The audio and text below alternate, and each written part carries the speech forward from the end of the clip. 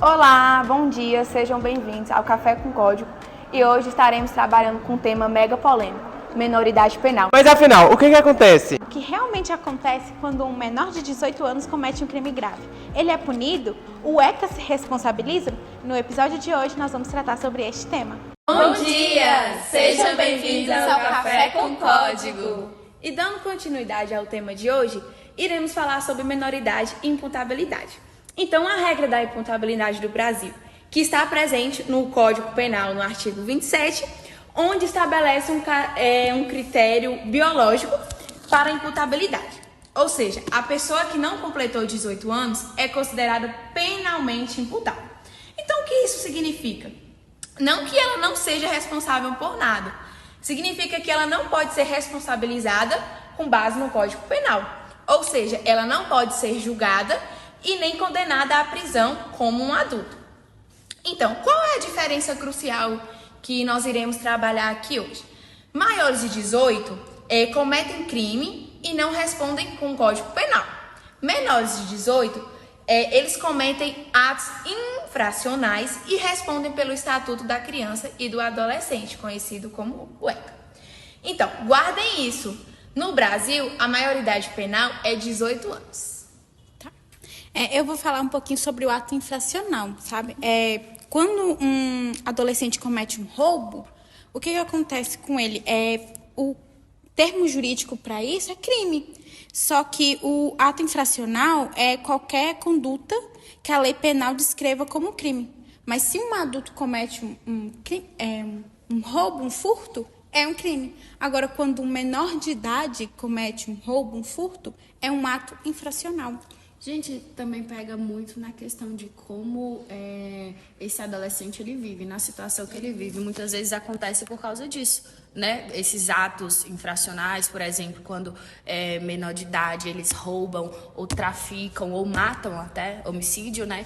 Então, é muito relativo isso também. Bom, Yasmin, quem defende que a minoridade penal ela deve ser reduzida e não ser mais 18 anos, igual é atualmente, possui dois argumentos, quem é a favor e quem é contra. Quem é a favor defende que a redução alega que o jovem de 16 e 17 anos já tem noção do que é o ato que ele comete, igual crimes mais graves, que, especialmente em crimes graves, nesse caso, o sistema atua em muito brando. Já quem argumenta contra possui três opiniões. A primeira que não resolve, a segunda que piora e a terceira é a inconstitucionalidade. A que não resolve, a maioria dos crimes é cometida por maiores de 18 anos e reduzir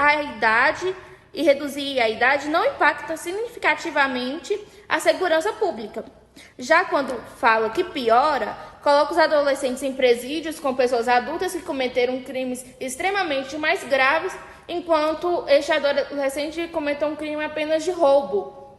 Então, causa que ele tenha um convívio com um crime maior. E a inconstitucionalidade é que muitos juristas defendem que a maioria do meio penal, em que o autor maior de 18 anos, é uma cláusula pétrea, que é impossível de alterar. E por ser um direito fundamental, relaciona à dignidade da pessoa humana, que é um dos princípios do artigo 5º da Constituição. Bom, pontuando no que Laís falou em cima, quando a gente fala sobre as medidas socioeducativas do ECA, é basicamente assim, tem a prestação de serviços à comunidade, que é, no caso, que o adolescente ele ajuda em atividades comunitárias por um tempo limitado ali, um tempo, né? Também tem outro ponto, é a liberdade assistida, onde ele continua solto, só que com acompanhamento de algumas obrigações, tipo estudar, manter uma rotina equilibrada, uma rotina de estudos, né, certinho ali. E também tem outro ponto, também a semiliberdade, que é um meio termo. Né, um ou outro. Ele fica numa unidade, mas pode sair para estudar, para trabalhar ou, né, para coisas diversas. E a mais pesada de todas é a internação, que é quando ele realmente tira, a liberdade. Isso acontece nos casos mais graves, como violência ou reincidência. É tipo uma escala. Como que eu posso dizer?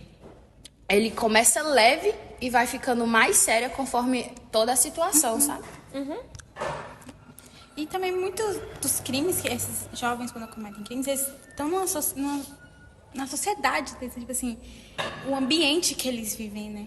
Geralmente Influencia demais, foi como eu falei lá no começo. Sim, foi como você falou mesmo. É algo muito presente nos dias atuais com os jovens, os menores de 18 anos, então saem de suas casas, né? Abandonam a influência, família. né? Aí todo aquele ambiente ali pode ser do tráfico, a questão do roubo, então tudo envolve sim a questão da influência também. As pessoas costumam vincular que o jovem criminoso é apenas o que está na periferia.